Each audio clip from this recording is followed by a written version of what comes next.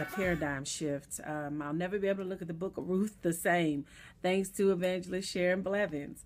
And as I pondered even more so on what happened in the entire book of Ruth, I couldn't help but to think about how Naomi is more relatable to a lot of people than Ruth is. I mean, how many single ladies do you hear saying they're waiting on their Boaz? But when you really stop and consider the things that happened to Naomi, you begin to understand that so many have experienced great loss, a loss of a spouse, a loved one, a child. You know, many have been uprooted and relocated because of a loss of a career or a job or ministry.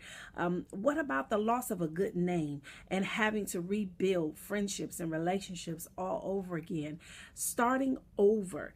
And that's what Naomi really experienced. The things that cause us to want to just give up and throw in the towel, not knowing whether or not God is really going to come through for us because of all of the trauma that has taken place in our lives. You know, when I was younger, I used to hear the older ones say, you know, if you haven't experienced this, that, or the other, just keep on living.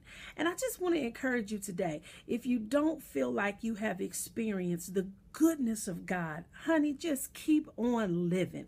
God is not a man that he should lie, nor the son of man that he might repent. And his word tells us that he loads us daily with benefits. We just have to be on the lookout for them. His word also tells us that he will not withhold any good thing from us. What is it that is good in your life that maybe you've overlooked? In all things give thanks, for this is the will of God concerning you. Beloved, if you have not yet reached the level of feeling like you are experiencing that goodness from God, honey, just hold on. Wait. Keep on living. I guarantee you, God will not only show up, but he will show up. And when he does it well.